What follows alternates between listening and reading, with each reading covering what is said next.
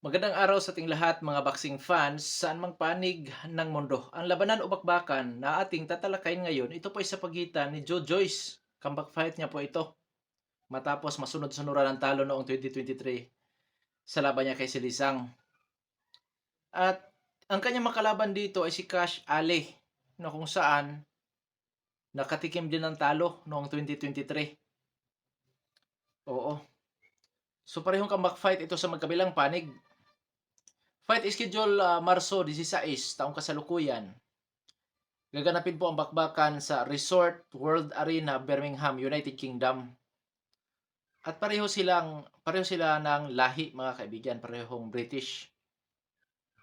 Sa ranking, itong si Joe Joyce nasa rank 12 na po lamang sa WBC. At sa ibang mga major title belts dito sa boxing, wala na pong kanyang pangalan. So sa WBC na lang po siya naroroon sa ranking, which is uh, kasama na sa pinakamababa sa ranking po mga kaibigan. Maghahayag po tayo ng sarili nating fight prediction and analysis sa labanan na ito. At syempre, idagdag natin ang comparison dahil doon pa lamang makakakuha na kayo ng idea. I-komento nyo sa baba ang sarili nyong prediction sa laban. Bagamat maghahayag po ako, siyempre, titingnan ko rin yung prediction nyo mga kaibigan, mga kapatid, mga kapamilya. Kasi sa Dong Sports PH, magkakaibigan tayo, magkakapamilya. Na kung saan open tayo sa kwentuhan. Bagamat hindi pa po ako nagla-live, pero darating din ang araw na magla-live din po tayo na kwentuhan. Lalo na dito sa sports na ito. Mga kaibigan, alamin muna natin kung sino ang Yamado at Dejado sa kanilang bakbakan, na kung saan ang kanilang record ang ating titignan. Dahil doon pa lamang makikita natin ang kanilang physical na appearance, skills, at siyempre yung karanasan sa laban po mga kaibigan. Kasi kailangan kumpleto ang mga yan. At siyempre, reference na rin po natin sa comparison. Unahin natin sa panig ni Cash Ali. Ang boksingerong ito ay by impresibong kartada po. 21 wins with 12 wins coming by way of knockout. May 2 talo, ngunit wala pang nitalang tabla. Sa kanya 2 talo, natalo ito sa pamamagitan ng puntusan at sa isa ay diskwalifikasyon. May edad na 32 anyos at ang height 6 foot and 6 inches. Orthodox ang stance ng boksingerong ito. Knockout ratio 57.14%. Huling napalaban, Hulyo 21, 2023. Nakalaban ito si Budan Myronits. Talo sa huling laban si Cash Ali by points. Either unanimous decision or split decision. Pagdating sa karanasan, mga kaibigan, sinuri ko po kung ito ba ay dating lumalaban sa amateur, which is napakagandang background po niyan. Ngunit wala po akong natagpuan. Kaya dito natin susuriin sa kanyang mga nakalaban sa professional bout kung may nakalaban na ba ito ng mga di-kalibreng boksingero po mga kaibigan. Na kung saan sa ating pagsusuri po, isa lamang ang nakikita ko doon na medyo veterano na nakalaban niya, si David Price. Na kung saan doon siya nakatikim ng talo sa kauna-unahang pagkakataon by disqualification. At yun nga, sa ikalawang talo niya sa huling laban naman kay Budan Myronits. Sa pagdating sa skills, boxer puncher ito, pressure puncher style, defensive style, may counter punching ability, lumalaban din sa brulan o tututo na bakbakan. Masipag din ito kung bumabato ng suntok. Pagdating sa depensa, footwork, back pedal, ginagamit ang ring, at syempre, head movement kasama po yung cover sa mukha. Delikadong suntok nito ang overhand right, maging ang uppercut. Sa panig ni Joe Joyce, ang boksingerong ito naman, bago pumasok bilang professional boxer, dating lumalaban sa Olympic o amateur. Kung di po ako nagkakamali, nakasungkit ito ng pilak na medalya. Silver medalist po ito. Sa ngayon, bilang professional boxer, ang boksingerong ito ay may impresibong kartada na 15 wins with 14 wins coming by way of knockout. May 2 talo, ngunit wala pang nitalang tabla. Sa kanya 2 talo, puro technical knockout at knockout ang kanyang sinapit sa isang opponent. May edad na 38 anyos, height 6 foot and 6 inches. Orthodox din ang kanyang stance, knockout ratio 93.33%. Huling napalaban itong si Joe Joyce, rematch kay Zilisang na isang Chinese fighter. Talo si Joe Joyce by third round knockout noong September 9, 2023. Una nilang pagkaharap, Abril 15, 2023, si Lizang, na kung saan po na technical knockout si Joe Joyce or natalo si Joe Joyce sa kanunang pagkakataon by technical knockout sa ka-6 na round sa laban niya kay si Lizang. At yun ang kanunahang pagdidipinsa sana ni Joe Joyce sa kanyang interim sa WBO matapos niyang talunin si Josie Parker by knockout. Kaso nabigo itong si Joe Joyce sa unang pagkakataon at nasundan pa, mga kaibigan. Pagdating sa eksperyensya, karanasan itong si Joe Joyce, bagamat nasabi ko na kanina na dati po itong lumalaban sa Olympic or may background as Olympian, sa uri naman ng kanyang mga kinalaban sa professional boxing, nangunguna si Josie Parker na dating WBO World Heavyweight Champion. Oo, dati. Dahil nag-world champion itong si Josie Parker, kundi ako nagkamali, matapos talunin din si Andy Ruiz, kundi ako nagkamali sa kanilang laban. Parang ganon.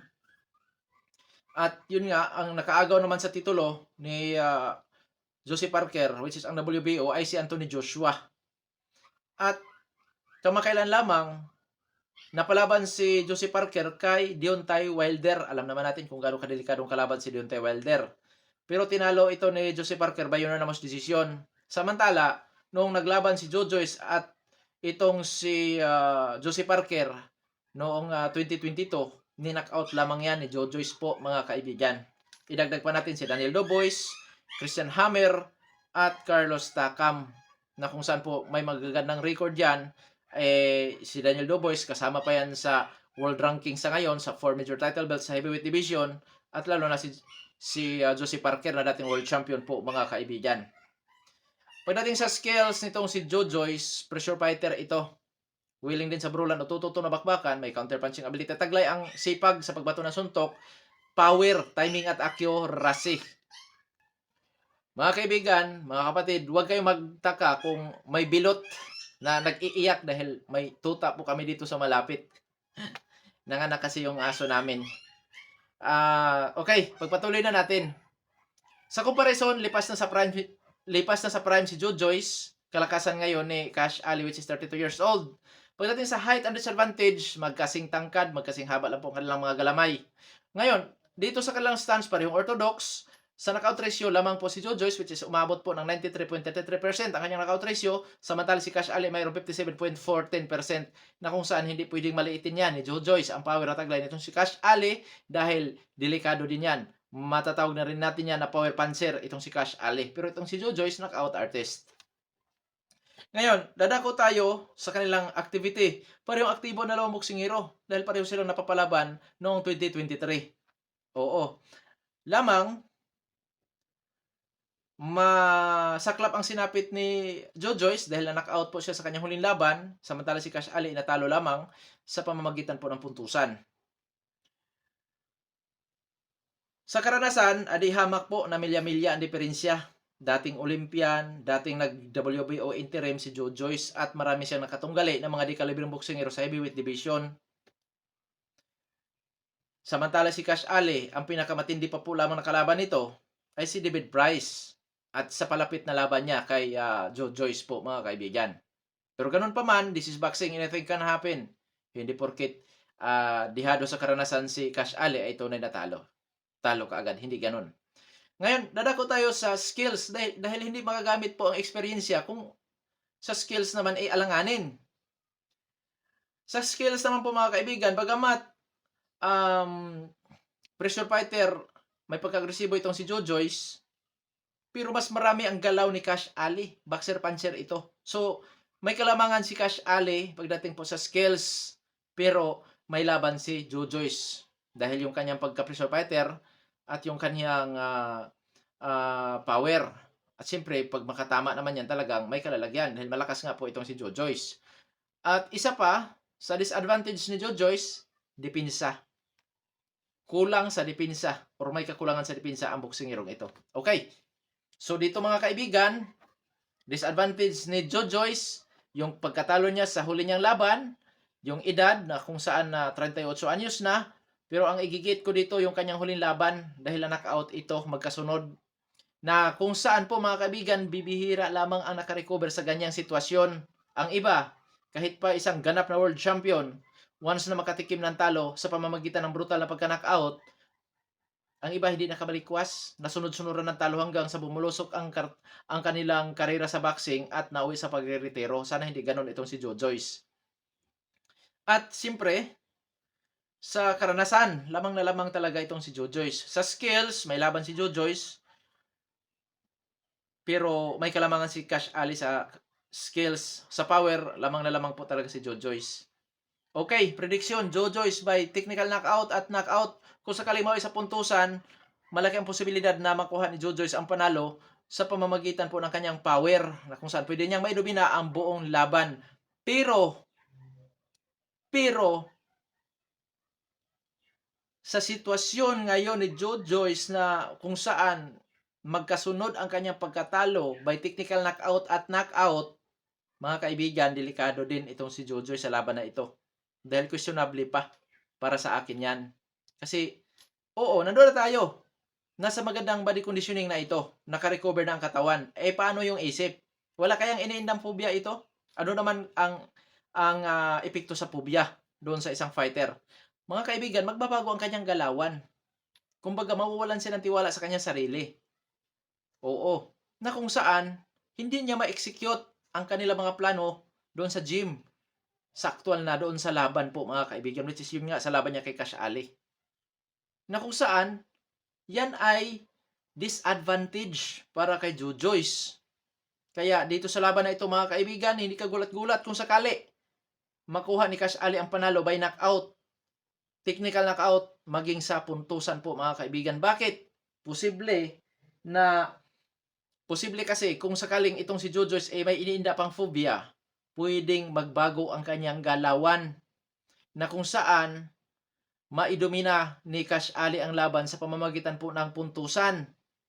At syempre, dahil sa kakulangan ng depensa ni Joe Joyce, pwedeng samantalahin niya ni Cash Ali na patamaan itong si Joe Joyce. Na kung saan pwedeng bumagsak dyan si Joe Joyce, pwedeng ma-knockout din si Joe Joyce, at pwedeng matalo sa pamamagitan ng puntusan itong si Joe Joyce, na kung saan hindi yan kagulat-gulat dahil ngayon sa sitwasyon ni Joe Joyce na kung saan sa kanyang comeback fight nga yan mga kaibigan. Bagamat pareho silang nag-comeback fight, pero yung sinapit lang kasi ni Joe Joyce mga kaibigan, doon talaga ako na nagkaroon ng concern dito kay Joe Joyce. Bagamat sa aking prediction, Joe Joyce yan, dahil kung ipagkumpara sa mga uri ng kanyang mga nakalaban dati, na kung saan malayo ang nitong si Cash Ali. Pero tandaan natin na hindi po naging madali ang sitwasyon ni Joe Joyce sa ngayon. Naniniwala ako na may kakayahan siyang manalo sa laban na ito. Pero once na matalo siya dito kay Cash Ali, mga kaibigan, sa tingin ko dapat nang magretiro si Joe Joyce. Yan po, real talk po yan. Oo, dahil itong si Cash Ali hindi kilalang boksingero. At tandaan natin na malimit matatalo ang mga kilalang boksingero, doon yan sa mga di kilala. Pero yun nga sa sitwasyon talaga nitong si Joe Joyce. Na sana hindi ininda ni Joe Joyce yung kanyang pagkasunod-sunod na pagkatalo. Kasi pagka ininda niya mga kaibigan, lalo na sa kanyang isipan, ay nako, delikado siya dyan. Natatalonin ni Cash Ali sa kanilang laban. At hindi nga yan kagulat-gulat dahil ngayon sa sitwasyon na kung saan nariyan si Joe Joyce sa kanyang pagkasunod-sunod na talo by technical knockout at knockout po mga kaibigan. Na kung saan hindi lahat ng mga boksingero, fighter ang nakawalikwa sa ganong sitwasyon. Hanggang dito na lamang ito Pandong Sports PH. Maraming salamat po.